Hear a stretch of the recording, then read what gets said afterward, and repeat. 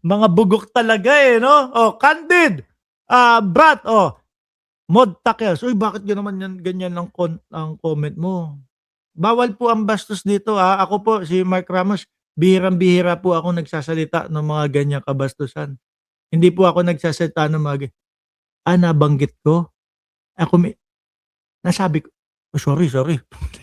Oh, tuloy na tayo kay Joel, 'no? Kung magaganap ito, lalo pang titibay ang hanay na tinaguriang Solid 12. Naku, iiyak si Cayetano nito. Ano, iiyak si Cayetano ito. Sabi ni Ma'am Anita Guillen, baka fake death yan, fake news na naman. Naku, hindi. Ano po ba pagkakabasa nyo doon sa ating title? Eh, expression po ng mga Tagalog yun. Patay na! Yung mga ganun, no? Yare! Lagot! Ganun kami mga Tagalog kasi, di ba? Si Bato de la Rosa, nakita na. Ganun. Patay si Bato de la Rosa, nakita, nalaman ko nasa. Ganun ho kaming mga Tagalog. Kaya po tingnan nyo, mga kababayan, yung titulo natin doon, no? Patay na, tapos with exclamation point, no? Tuldok doon, yun yung expression ng Tagalog. Tapos kaduktong kung ano yung nangyari. Oh, tuloy. Kung magaganap ito, lalong titibay ang hanay ng tinaguriang Solid 12 at maaaring mabawasan ang bilang ng mga senador na kaalyado, na kampon ni Senator Alan Peter Cayetano. Sa kasalukuyang wala pang inilalabas na opisyal na pahayag si Villanueva upang kumpirmahin at pabulaanan ang ulat. Nangangati na naman ilong ko, oh. Baka biglain sila ni Joel Villanueva. Ano kaya na naman ang sasabihin nitong mga DDS kay Joel Villanueva? Malamang aawayin na naman nila yan, no? Ganun sila, eh. Tayo, miski sumapi pa si Joel Villanueva sa majority, mananatili po tayong magtatanong kung ano po ang sagot niya doon sa mga alegasyon na nadadamay siya kagaya po ng mga flood control mga projects po, mga bossing. Sabi ni Annalyn Ando, panggulat kumbaga. Yes. Di ba ganun tayo mga Tagalog? Patay na! Kunyari, nanonood kayo sa basketball. Papakita ko muna si Tobat sa lagay ko. Ayan. Papakita muna natin si Tobat. No? Nanonood kayo, basketball. Ang laban, Hinebra versus Norman, 50. Desperado na ang mga DDS, Boss Mark. Sigurado. Panigurado yan. Nanonood kayong basketball. No? Ang laban, Hinebra versus Pure Foods. Ayan. Naku, sino yung mga nanonood dito ng PBA? Ano po?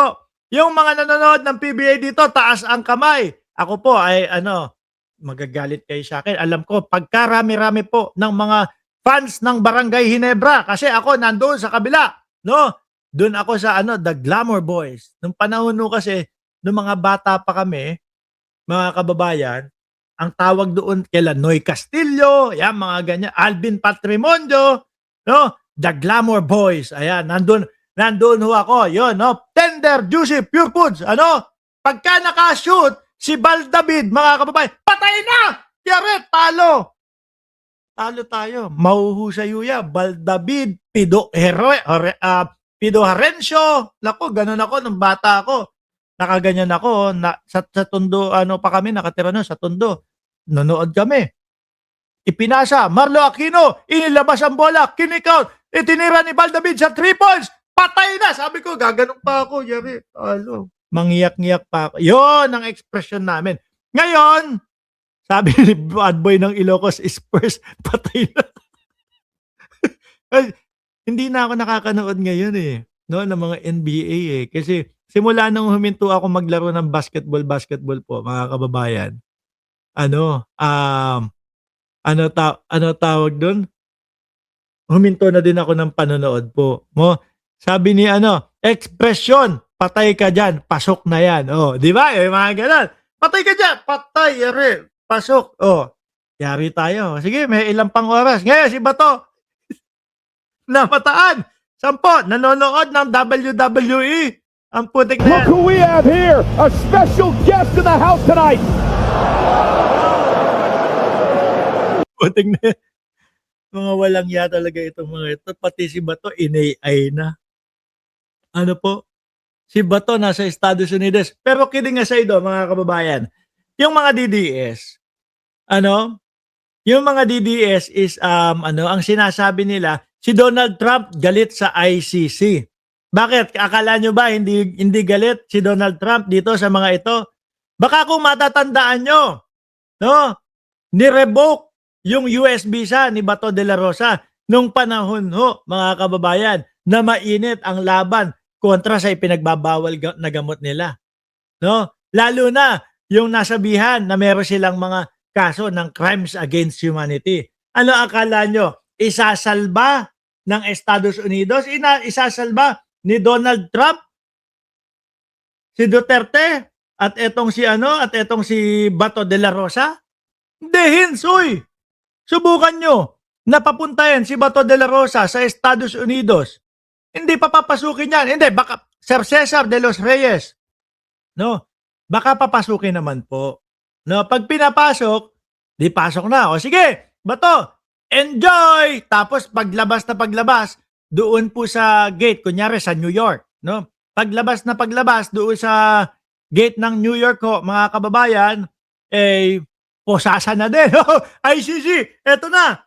No? May kaso sa inyo to, crimes against humanity. Baka ganyan pa po ang gawin ng pulis kay Bato de la Rosa.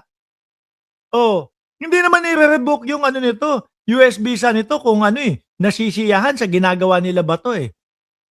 Hindi po ba, mga kababayan? Oh, shoot naman sa balde paglabas. Correct. Oh.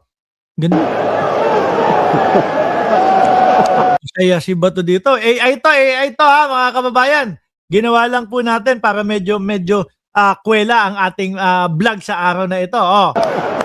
Always a pleasure to see him enjoying the action. Bato de la Raza. Kung kayo ho, lagi din po kayong nanonood ng mga WWE wrestling na po ganyan. Kilala nyo si Viva la Raza. Nakalimutan ko na yung mismong pangalan niya eh. No? Pero nakalimutan ko. Alam ko madami sa inyo eh. Alam ko madami sa inyo nanonood ng mga WWE wrestling na ganyan. Ha?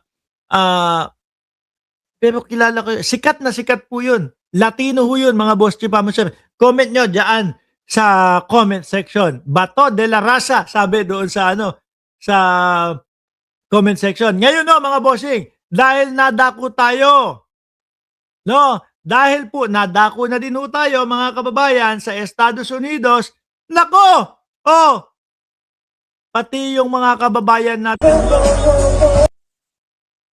nakiagaw eksena na po. Alam niyo po ako kung di ho ako nagkakamali, mga 3 beses o 2 beses